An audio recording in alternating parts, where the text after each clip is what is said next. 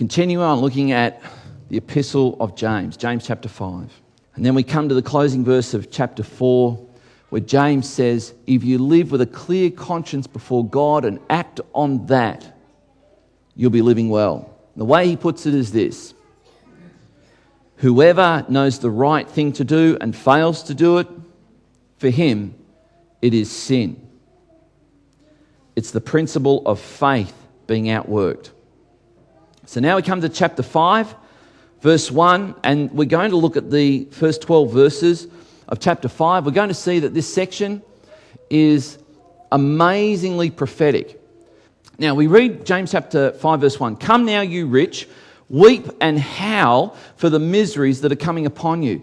This is a really interesting statement, because you could read this, and if you do something that's a terrible thing to do, that is read a Bible verse in isolation and don't read anything else, and you should never do that, by the way. Someone throws a Bible verse at you, just ask them, what did the preceding 6 verses say, and what do the preceding 6 verses say? Then make an opinion on the text. But if you were to read that in isolation, you would think, there you go, being rich is a sin. Being rich keeps you out of heaven. Being rich makes you ungodly. Being rich makes you unspiritual. But is that what James is saying?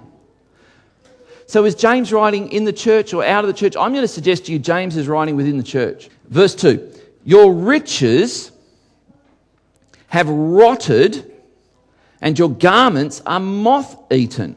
Next verse, verse 3. Your gold and silver have corroded, and their corrosion will be evidence against you and will eat your flesh like fire. You have laid up treasure in the last days. Last days of what? Because it surely wasn't the last days of the world, because here we are 2,000 years later. Last days of what? I'm going to suggest to you that James, writing as the Bishop of Jerusalem, probably get up every morning and look at the temple. And by 65 AD, when Hebrews was written, whoever wrote that, there'd been so many Jews attacking Jewish Christians with comments like, hey, you said your Jesus was coming back. You said your Jesus was going to establish his kingdom. You said your Jesus was finished with the old covenant, the covenant of Moses. That's what you said. But here it is. There's the temple. There's the priesthood. There's the sacrifices. You guys are wrong. And that's why we have the epistle to the Hebrews, because the writer to the Hebrews goes through and says, no, don't give up. Don't listen to him. Don't listen to him. Jesus is greater than Moses. Jesus is greater than the temple. Jesus is greater than the priesthood. Jesus is greater than the sacrifices. Jesus is the sum focus of all the faith of the Old Testament. Without faith, that trust in what you can't see, you won't attain the promises. Don't throw away your confidence in Christ yet. There is coming a time, and right now we're under a bit of discipline, it says in Hebrews chapter 12, verses 1 to 4. But don't give up, chapter 13. It will all be over soon. And so we have in Hebrews 10 this same expression. We're in the very last of the last days. Now, what are these guys talking about? Because we read this and we go, gee, they got their timing wrong. Here we are 2,000 years later. Obviously, they didn't have a clue about Bible prophecy or how to interpret it. But what if they're not talking about the same last days that you think they're talking about? What if they're talking about the last days of the temple age? And I think that's exactly what James is talking about. Now, we're going to see here in verse 4 that he's going to really address the issue of wealth, the issue of poverty, and what we might call justice.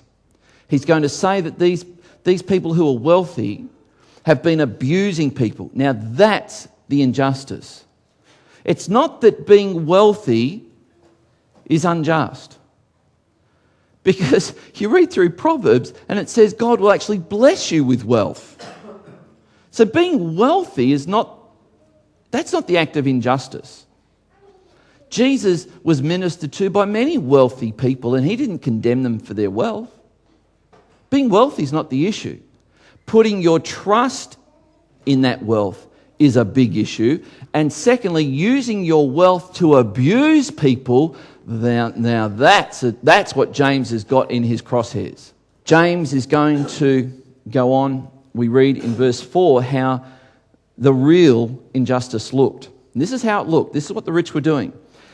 Behold, the wages of the labourers who mowed your fields, which you kept back by fraud, are crying out against you, and the cries of the harvesters have reached the ears of the Lord of hosts. Wow. God cares about employer-employee relationships. We read verse 5. You have lived on the earth in luxury and in self-indulgence. You have fattened your hearts in a day of slaughter. You have condemned, you have murdered the righteous person, and he does not resist you. Now, this is injustice. This is what James is going for. And we come to the end of verse 12, the end of this section. But above all, my brothers, do not swear either by heaven or earth or by any other oath. But let your yes be yes and your no be no, so that you may not fall under any condemnation. So James has told these people, your story's not over. He's using this expression, the coming of the Lord, to mean God is about to judge. And he's told them God will judge. Those who abuse you, you don't need to take revenge. God will judge. God will set it right. Trust him. Live sweetly, church. And now he says this, in this closing section, knowing that things are going to happen, he says this. Here's how he sums it up. Don't worry about having the gold, the silver, the fine raiment. Don't worry about that. Don't live for that. Live simply. Live simply. Everything may not be going right for you in this life right now. Don't crave those things. Submit to God. Seek him. Live simply. And make sure that your life says yes when your mouth says yes. Make sure your life says no when your mouth says no. And if you say yes, mean it. If you say no, mean it. Be a person of integrity. This is a very simple instruction for how to follow the Lord.